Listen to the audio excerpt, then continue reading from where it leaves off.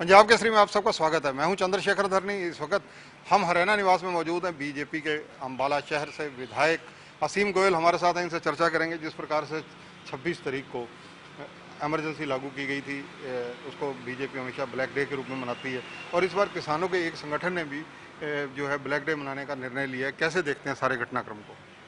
देखिए, ये लोकतंत्र के अध्याय में भारत के वाकई ही एक काला दिन था और हम तो जब से ये काला दिन हुआ है, भारतीय जनता पार्टी, जनसंघ मिलके सारे लोग इसको हमेशा, जो प्रत्येक भारतवासी जिसने वो मंजर देखा है उसको काले दिवस के नाते मनाता है। और इस बार किसान साथियों ने उसको काले दिवस के नाते मनाने का फैसला किया है। और जो कांग्रेस, मैं कहना चाहूँगा कि किसान साथियों को कृषि बिलों का फ़ायदा समझाने की बजाय उनको हर बात में उकसाने का काम करते हैं, उनको हर बात में उनकी बात का समर्थन करते हैं बिना समझाए हुए।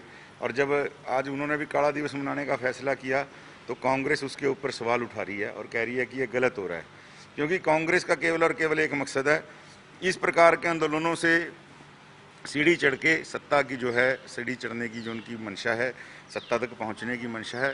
कांग्रेस पहले भी, कांग्रेस ने इसमें मुंह की खाई है और आज भी मुंह की खाएगी।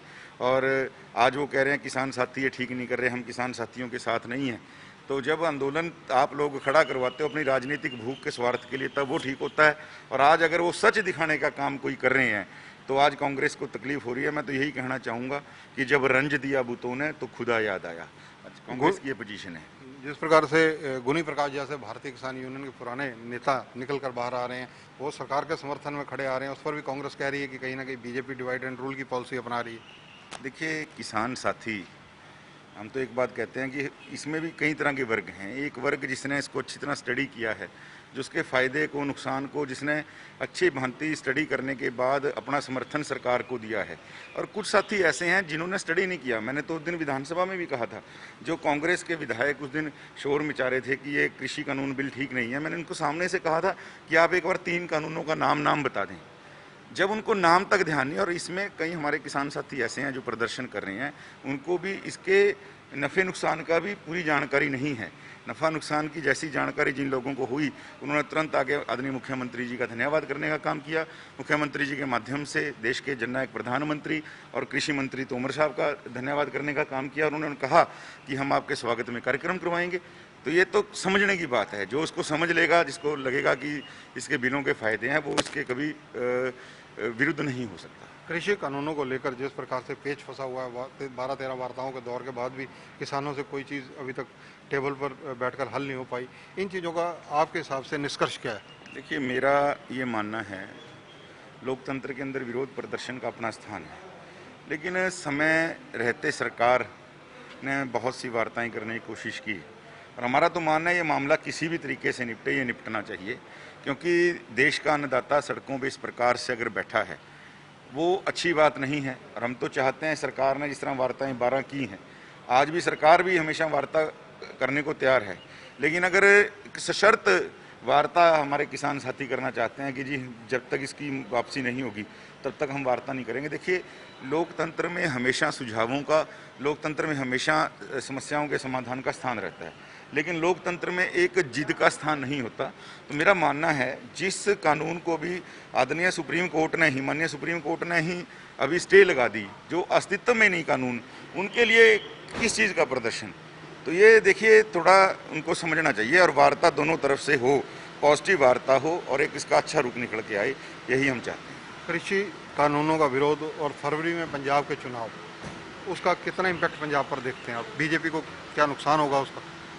देखिए, मेरा मानना है कि कुछ राजनीतिक दलों ने, जो राजनीतिक दल पंजाब के अंदर सत्ता में है, चाहे कांग्रेस है, और जो मुख्य विपक्षी दल है आम आदमी पार्टी, और जो कभी हमारे मुख्य सहयोगी पार्टी होती थी अकाली दल, ये सब तीनों दल अपनी राजनीतिक रोटी को सेकने के लिए किसान साथियों को बार बार भ्रमित करने का काम कर रहे हैं। और ये तीनों, मुझे जो लग रहा है, तीनों पार्टियां किसान आंदोलन के बैसाखी को पकड़ के इस चुनावी वैतरणी को पार करना चाहती हैं। पंजाब की आम जनता आदरणीय नरेंद्र मोदी जी और केंद्र सरकार के अच्छे कामों से परिचित है, और मुझे लगता है कि इस बार पंजाब के अंदर भी भारतीय जनता पार्टी को जो है एक समर्थन जरूर मिले। आपका पंजाब में पुराना मित्र दल रहा है बीजेपी का अकाली दल और बीएसपी के गठबंधन को कैसे देखते हैं?